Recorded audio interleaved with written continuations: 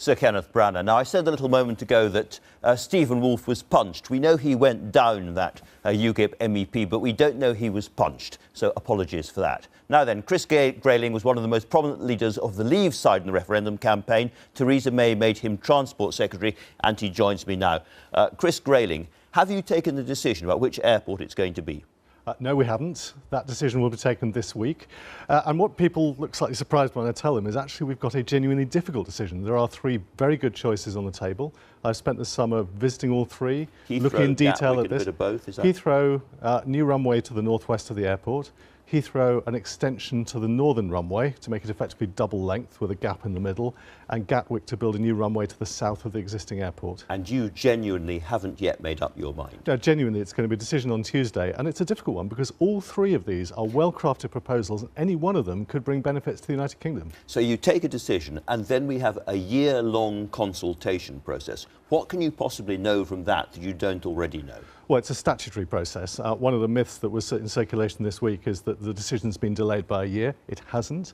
The 2008 Planning Act sets out a very clear process for a project of this kind. It was introduced to address the issue that we had the 10-year inquiry for Heathrow Terminal 5, for example. It doesn't reduce the process to a very short period of time, but it streamlines it. And so what happens? Consultation, parliamentary scrutiny, vote in Parliament, and then the chosen airport can deliver the very detailed planning application. Start actually building. Is it your view? I mean, most countries our size have a single hub airport that connects to the rest of the world. Is that ultimately, whatever the decision, is that what we need? Well, that's one alternative on the table. The other side of the argument is that the arrival of new aircraft like the Airbus A350, the Boeing 787 Dreamliner, makes it more possible to run point-to-point aviation in a way that wasn't possible in the past at a much lower cost. So there are genuinely competing arguments here. If you go for Heathrow, you're going to have big party management problems. Boris Johnson has said that he's going to lie down in front of the bulldozers, at which point I assume that you just simply buy a bigger bulldozer. Look, there'll be challenge and opposition, whatever option we take. The question here is that we have to, in my view, take a decision that's in the interest of our nation. What delivers us the best connectivity, the right approach for the future, at a time when we want to grow international trade links, open up new opportunities for Britain. Of course there'll be opposition, of course there'll be challenge, whatever we do. HS2 faces some kind of crisis, and you have backed it absolutely. Can you just rehearse for us by how much the costs have already gone up before a line or an inch of railway has been laid? Well, the increase in cost has been down to straightforward decisions about amelioration of the route. So, for example, we are now tunnelling quite a long way under the Chilterns to try and protect the environment of that area. That is a cost that we would not have incurred if we just decided to build it above ground in the way that other countries have done.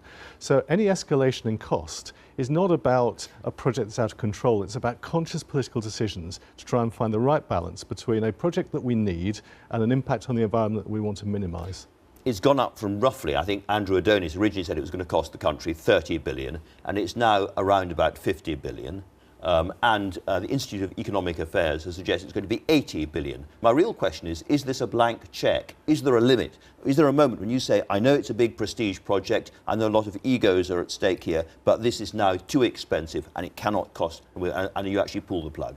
No, there isn't. I don't recognise the IEA documents, and of course the current figures include a huge amount of contingency and risk planning as well.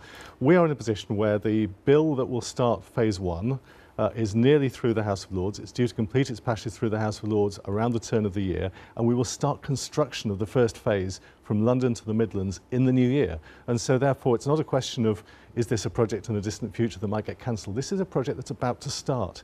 And if we're going to have a hugely expensive project, Chris Grayling. I mean, in terms of the amount of money, we talk about these great big figures, 50 billion this, 40 billion that. It's the equivalent of 100 new general hospitals for this country. It's the equivalent of more than a dozen new aircraft carriers. It would transform the NHS. It would make the lives of a lot of people on benefits much easier if you chose not to spend it on this railway. And my real question, therefore, is there a moment when it simply becomes too expensive? Is this a decision that has been taken and nothing's going to alter it, or can you alter the decision and step back at this stage? Well, the important thing to say is the costs aren't rising, and that we are very committed to delivering. Can you guarantee that to us?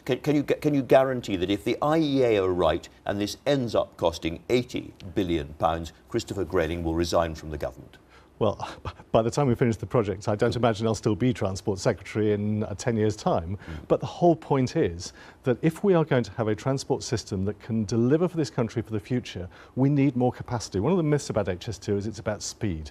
We have a transport system that is... It's called high speed, that's probably why. But we have a transport system that is creaking at the seams. Everyone knows it. We need extra capacity on it. If you're going to build extra capacity on the railways, why would you not build a state-of-the-art railway rather than a railway using the technology of yesterday? You mentioned the word connectivity, but HS2 doesn't even connect to the Eurostar terminal. People are going to have to get out at Euston and walk along the pavement to St Pancras to get to the continent. Are you absolutely convinced that it isn't right to go to Old Oak Common in London and then transfer directly onto the Eurostar route through Crossrail? Well, that choice will be there, but when people talk about connectivity, you have to remember that connectivity for HS2 is about linking Birmingham and Leeds, Birmingham and Manchester, creating a real additional benefit to the Midlands and the northern economy. So people tend to look at it through a London prism. It's as much about connectivity there as it is between London and the north. But other people say that so-called HS3 linking the northern cities would actually do much more for the north than making it a bit faster to get between London and Birmingham. Well, of course, we're developing that for the future. That development work is being done by Transport for the North right now. And at the same time, I have to say, we're spending £350 million on improvements to the rail system in Liverpool. We'll soon be embarking on the electrification of the Transpennine route. So it's not that nothing is happening in the north. What's happening in the north right now is important and will make a difference far sooner than a completely new railway. We need both, in my view. Let me turn to Brexit, if I may.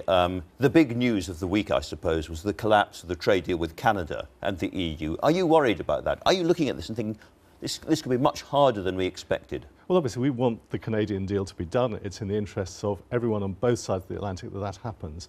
But I think there's a very different question with our relationship with the European Union. We are their most important export market. If you look at the issue of Belgium this week, which has been in the heart of the debate over the Canadian deal, we are a huge market for Belgian agriculture. Nobody in continental Europe benefits from a reduction in the ability to trade with the United Kingdom. Have you got the Walloons on side then for our deal? Well, we buy a whole load of produce from Walloon farmers, and so therefore it's not going to be in their interest to see tariffs imposed. And this is why I've always been convinced we will have tariff-free trade, we'll have sensible trading arrangements, because it's in both our interests that should happen. And all the way through the referendum campaign, you and people like you were saying this is going to happen because they are rational free traders. They're going to look at this in a kind of mercantilist, 19th century, rational way. Actually, what we're seeing out of the EU at the moment is that there's a lot of politics involved. This offended egos, there's patriotic, angry Frenchmen and Germans talking about the way we've been behaved, and there is more emotion in this, and therefore it's going to be more troubling, perhaps, than you expected. Well, of course, there was always going to be emotion in this. There were always going to be politics, always going to be political statements, always going to be political positioning before the discussions start. But I can tell you, I mean, I've been having regular dealings with counterparts in the European Union, with the Commission, since I took over this job. My experience has been nothing but friendly relations and a desire to work together in the future.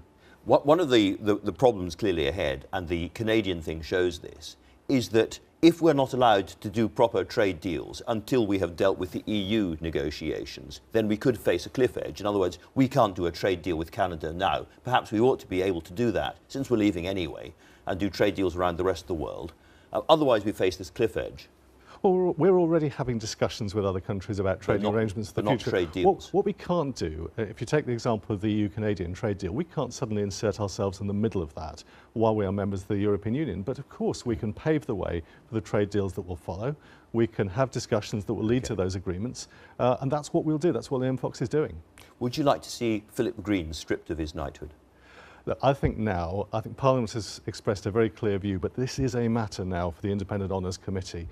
They will undoubtedly have taken note of what's happened, but it is their call as to what we do. Hilary Benn was saying just now, I don't know if you heard him, that the most important thing is to make it clear that there could be a transitional period between us leaving the EU and everything being tidied up again, because of this fear that we run out of time in 2 years' time, and the deals haven't been done, and business and industry don't have the certainty they need, and we therefore face a real crisis then. Do you think a transitional arrangement of some kind is sensible? Well, look, I think the key point, and it's a difficult argument, so we've been saying very clearly clearly that we cannot give a running commentary on this. And I know people are frustrated. They want to know what's going on. They want to know what's happening. We're all very frustrated. But ultimately, surely we want to do what's in the interest of the United Kingdom and actually laying all your cards on the table at the start of a negotiation. Anyone who's done a negotiation knows that's not sensible. So we'll do the right thing for Britain. We'll inform Parliament as much as we possibly can, but ultimately the national interest has to come first. Chris Grayling, thanks very much indeed for talking to us.